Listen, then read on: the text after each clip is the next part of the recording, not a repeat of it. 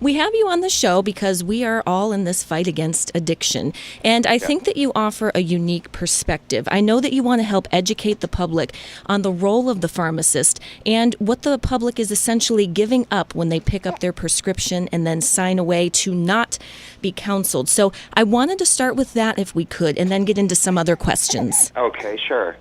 Well, not really being able to speak on, different aspects of the issue. Our focus is on the pharmacy end of it. And I've been a pharmacist for a little over 30 years now, and I've seen the transition away from the types of human interaction that we used to have years ago. The independent pharmacists that were around, the one-on-one consultations and knowing individuals and their families, and that seems to have given away to almost like a drive-through mentality where it comes to the drug distribution system as far as, pharmacies are concerned.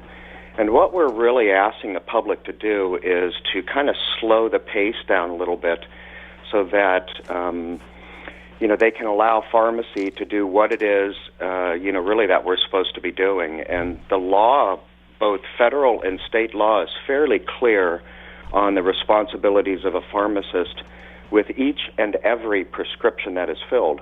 One being, we have a Board of Pharmacy rule that requires prospective drug utilization review. So for each prescription filled, the pharmacist must, look for overutilization and underutilization, therapeutic duplication, abuse and misuse, drug allergies, incorrect drug dosages, interactions, those sorts of things.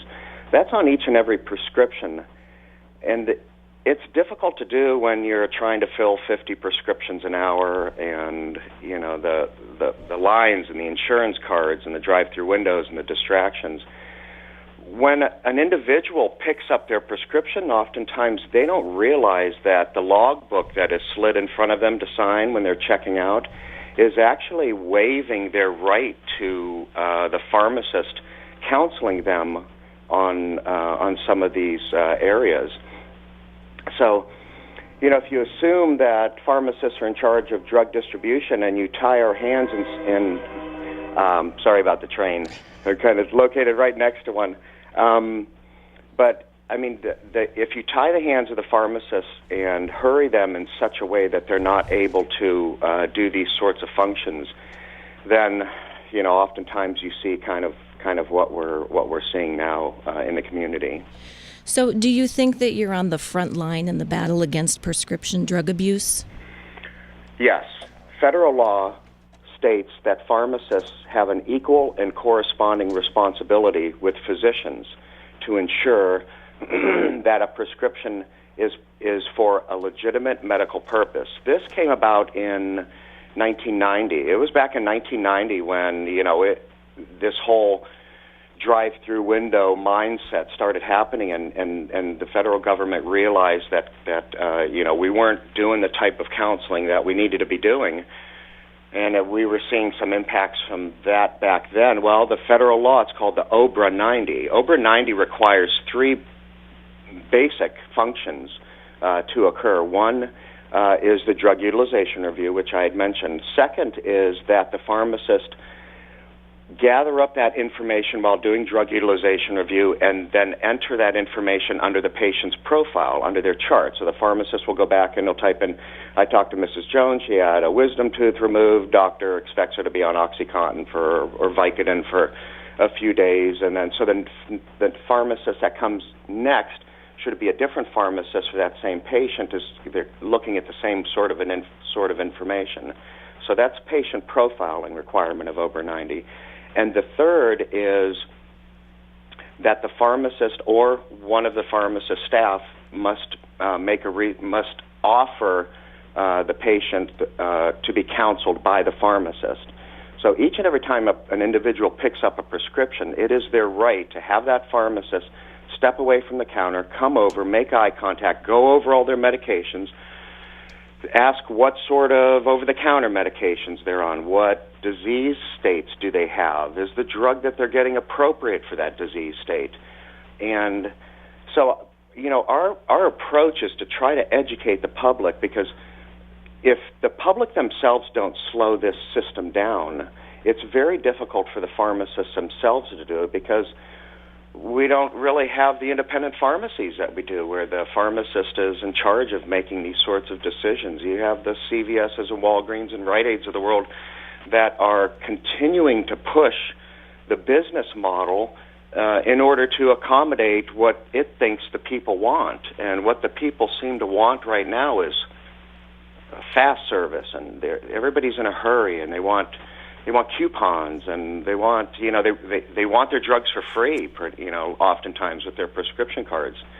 And so we feel if we can try to educate the public into a different mindset about what the role of pharmacists are, and also educate them on what their rights are, what they should expect when they go to pick up their prescription. So if I'm accurate, pharmacists, you're professionally obligated to make sure that the drugs that are being dispensed are for legitimate reasons, and there are statewide computer programs that have helped track and cut off suspected abusers. But would you agree that that's not stopping addiction? That's correct. And certainly addiction has a lot of components to it. There's, how does this partying atmosphere that, we've been in since the 1980s, affecting things. Say America is in a party mode right now. How is that affecting things? The unemployment, the type of jobs that people have. So there's a lot of different components to the issue. Broken families and not having mentors in your life, and those sorts of things. So there's a lot of variables out there. There's a lot of components. Law enforcement is looking at theirs. The computer system that you alluded to, the ORS system now. So when you have a controlled substance prescription filled, all pharmacy computers now are linking up to a state database that's collecting this information, just on controlled substances. So law enforcement is doing their part, as well as, religion and education. Everybody's chipping in here. We as pharmacists, because the role that we have in drug distribution is so huge, it's important for the public to realize that we have these responsibilities, and really maybe hold us accountable. If these pharmacists that are working in these chains filling 60 prescriptions an hour aren't willing to look their supervisors in the eye and say, I can't do all this drug utilization and reviews and counsel and fill 60 prescriptions an hour. If the pharmacists themselves aren't willing or able to take that position, then perhaps maybe we can encourage the public to force it. It's 97.1 Wadsworth Community Radio, her 8:17 in the morning on the morning show with Tom and Tina. And again on the phone we have Pharmacist Ray Carlson from RC Compounding in Poland, Ohio. So, Ray, one of my other questions is, how do you decipher who's really in need of a pain like a Oxycontin or something like that, or a Vicodin prescription? I saw a billboard that said, "Would you give your kid heroin for a sports injury?" So I guess there's kind of three folds to this question. How do you decipher as a pharmacist who's abusing?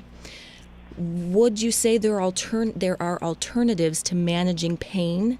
And what would you tell someone who has a family history of addiction but has a legitimate need for pain medication? Because I've also heard the opposite, where people are begging not to have these pain meds prescribed. For example, I had a C-section and I didn't take any narcotics after, but they still sent me home with a prescription even though I said I didn't want it, I didn't need it, and I haven't taken it thus far. Mm-hmm. Again, I believe it comes back to this hurried state that we're in. If you assume that a pharmacist has a relatively decent education on a lot of different topics, we've had psychology and biology and physiology, and we've had courses in law, and it's a nice, well-rounded education that if you do not give us the opportunity to have eye contact and human interaction with individuals, you're not going to be able to make that determination at all. So the risk that we run with having laws and rules that will be across the board and prevent people who need the medication from getting the medication is going to be a problem. I can tell you just personally, I had an accident on a boogie board. I was on vacation with my kids, I don't know, about 10 or 15 years ago, and I had a compression fracture of C2 and C3 of my neck, and I first helicopter ride to a shock trauma unit in Baltimore, and had to wear the collar for a while. Anyone that has ever experienced spinal injury understands what chronic 24/7 pain is, and I can tell you it's a nauseating level of pain. It's not like the nerve endings of your finger that exhaust after an hour of burning for a while. When you've injured your spine, it is constant and debilitating.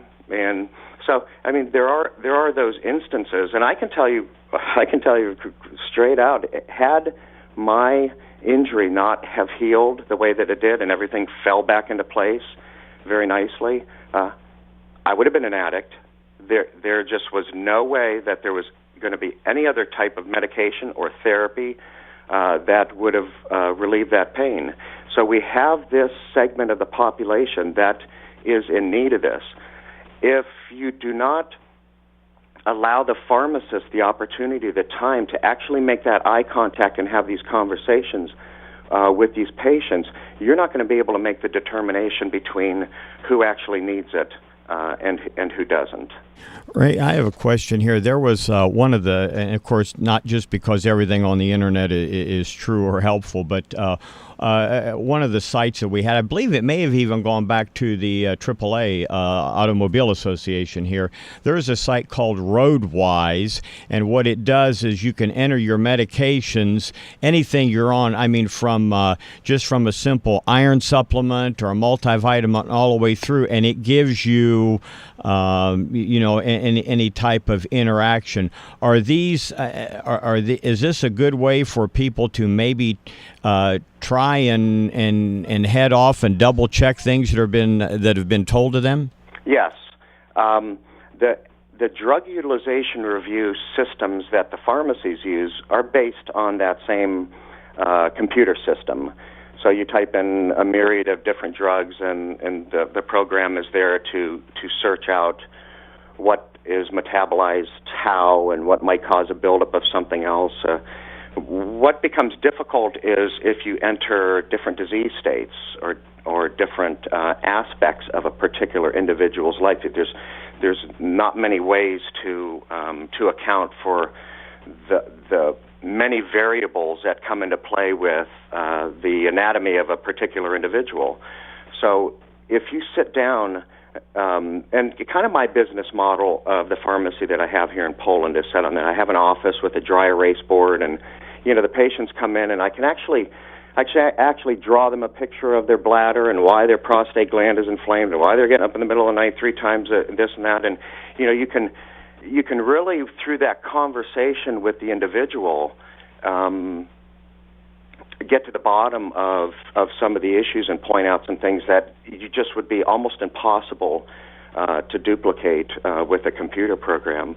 And, sometimes, again, this gets back to this mindset that we have that we want to stay, obscure from one another. We tend to like to go into Sam's Clubs and Walmarts and not really have to interact with anybody and shop and get out. And I think that is to the detriment of us that, there's a lot of social checks and balances that come into place when you have human interaction with individuals. And I know when I started practicing pharmacy, I knew you. I knew your grandmother. I knew your grandkids. I knew your brother and sister. And, so there's that aspect of the interaction that tends to keep our behavior and our activity in check. So if we get to the point where, everybody's ordering everything from Amazon.com and you never have to leave your house and things are droned into your house and you don't have the social interactions with everybody that tend to,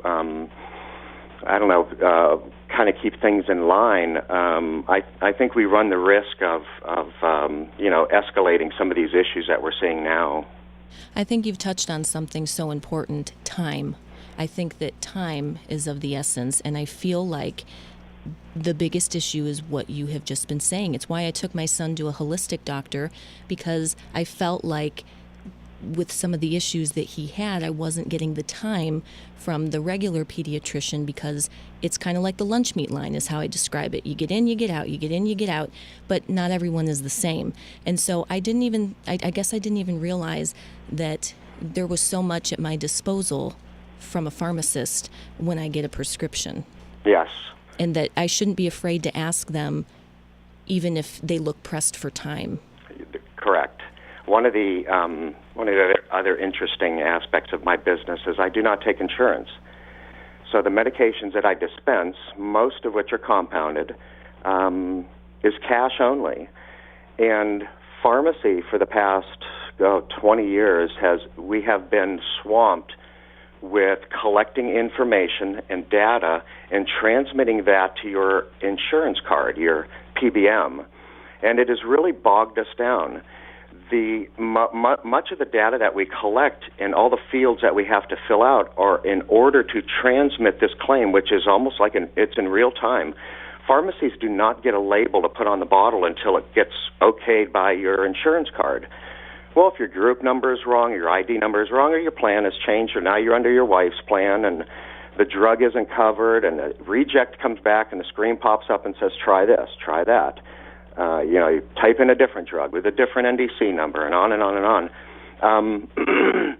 A lot of time is being taken up, and when I was in retail, it was 75% of my time was spent bowing down to the needs of getting a good claim to go through. And we see that in a lot of in a lot of healthcare today, that the insurance companies have been so disruptive that not only in time but also now we're seeing in costs. There's nothing we're seeing today that suggests we have cost containment, because we have all these insurance companies and PBMs that are supposed to be, reducing the cost of healthcare, and on and on and on. What we're seeing is that they're taking away from us the human interaction, because the amount of time that that we have to spend in order to get paid. So I kind of like I keep my prices low, affordable. I don't worry about insurance cards and the time necessary. So when somebody has a question, they come in the office and we go over everything with them. Mm-hmm. One of my final questions, unless you have anything else you'd like to add, is how do you tell someone that they can't get a prescription, and how do they handle that? I believe 90% of the time now pharmacies are saying, I'm sorry, I'm out of stock. That's how it's handled. I don't have it. I can't get it. And they give the prescription back to the patient. The patient goes off to another pharmacy that either is so busy they let it go through, or but typically that's how it's being handled today. The way it should be handled is through that conversation, through that interaction, that you're looking the patient in the eye and they can tell that you have your general interest at heart here with the well-being of that individual, and they know the sincerity of that, and you're actually communicating them. You're going to get addicted to this if you don't start tapering down off it, and let me call the doctor and suggest a different medication, whether it be a topical medication or a non-controlled substance. So idealistically, that's how it's supposed to happen, but unfortunately today it's not. And I think the last message that that I would want to leave everybody with is just simply, it's very difficult for pharmacists themselves to change this business model that the chains have put in place. That if we can educate the public and get them to actually understand what it is they're signing away when they go to the pharmacy, they can force that pharmacist on each and every prescription to come over and have this conversation with individuals, so individuals know what it is that they're taking, and that in turn would force the chains to increase the amount of help that they have, the staffing. And one thing that's interesting that people don't realize, again, back to your insurance card, these PBMs only pay pharmacies a couple of dollars. Sometimes it's at a loss. I don't know if you've been seeing the news, but we have bills that are pending now because these PBMs, sometimes you'll fill a prescription, they're not keeping up their reimbursement rates with the rate at which inflation, with the drugs that are, look at EpiPen. EpiPen's $700 now. It was, only $400 a couple months ago, and before that, they don't keep up their pricing, so they'll reimburse you from a pricing from a month ago, and you end up losing $50 just to fill a prescription. So now you don't have any independent pharmacies around because they can't take that hit. The chains can because they're selling a lot of stuff out front, and they're, publicly traded companies. They got all the free money that they want to do this and that. So the business model itself is one that, if the people force the pharmacist to, I guess, abide by the rules, really is what it is, to abide by the rules on each and every prescription, it'll change the business model, and I think that might be the best direction we can go.